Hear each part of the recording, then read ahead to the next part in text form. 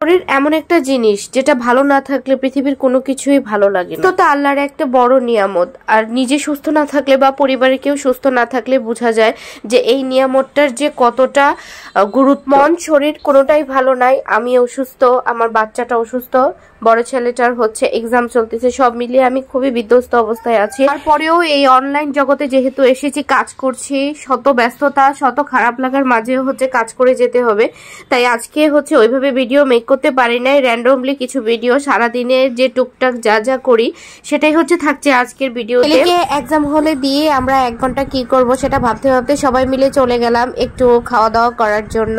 থেকে খুবই কাছে একটা রেস্টুরেন্ট, তো খাবারটা খুবই মজা, আমরা প্রায় সময় এখানে খাবার খেতে যাই। নান, তারপরে পরোটা, সাথে হচ্ছে কলিজা ভুনা আর হচ্ছে ডাল অর্ডার দিয়েছিলাম। তো শেষ মুহূর্তে এরকম ওয়েদারে 1 কাপ যদি চা না হয় তাহলে তো চলেই না। তো ইয়াশা হচ্ছে ভিতরে থাকতেছিল না, যেহেতু শরীরটা খারাপ, তাই ও বারবার বলছিল যে আমি বাইরে যেন যাই। তো বাইরে আমি দাঁড়িয়ে হচ্ছে চাটা খাচ্ছিলাম আর একটু ভিডিওটা শুট করে নিলাম।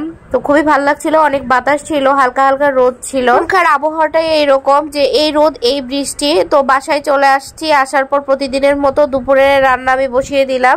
এদিকে আজকে হচ্ছে কবুতর আলু দিয়ে রান্না করছি। কার কার কবুতরের মাংস ভালো লাগে অবশ্যই জানাবেন। আমার খুব বেশি ভালো লাগে কবুতরের মাংস, মানে প্রতিদিন দিলেও আমি প্রতিদিন খেতে পারবো। অনেকেই বলে যে কবুতরে নাকি কিরকম গন্ধ করে, তো আমি জানি না কে কিভাবে রান্না করে, আমি যেভাবে রান্না করি মাশাআল্লাহ খেতে ভালোই লাগে। তাই দেখা যায় যে রেগুলার আমার বাসায় কবুতরটা আনা। পাশের চুলা এদিকে হচ্ছে আমি ডালও বসিয়ে দিয়েছি, আজকে সিম্পল একদম খাবার দাবার। তো রাতে হচ্ছে ইয়াশাকে ডক্টর দেখালাম, ডক্টর দেখিয়ে আসার পথে হচ্ছে ভাবলাম যে ছেলেটার মনটা খারাপ হয়ে আছে, কোথাও আমরা হাঁটতে যাই নাই, জাস্ট হচ্ছে ডক্টর দেখে চলে আসতেছি। তো তারপর হচ্ছে পাশে একটা ছোটখাটো রেস্টুরেন্টের ভিতরে হচ্ছে খেলাধুলা করা যায়, ওখানে হচ্ছে কিছু সময় ওদেরকে নিয়ে একটু স্পেন্ড করেছি। ইয়াশা যদিও কান্নাকাটি করছিল, ওর ভালো লাগতেছিল না শরীরটা। তাড়াতাড়ি বাসায় চলে আসলাম, এসে হচ্ছে কয়েকটা রুটি বানাবো। এদিকে হচ্ছে ইয়াশা পাশে বসে আছে, সে ঘ্যান ঘ্যানও করতেছে, তারপরেও তাকে নিয়েই হচ্ছে কাজ করতে হচ্ছে।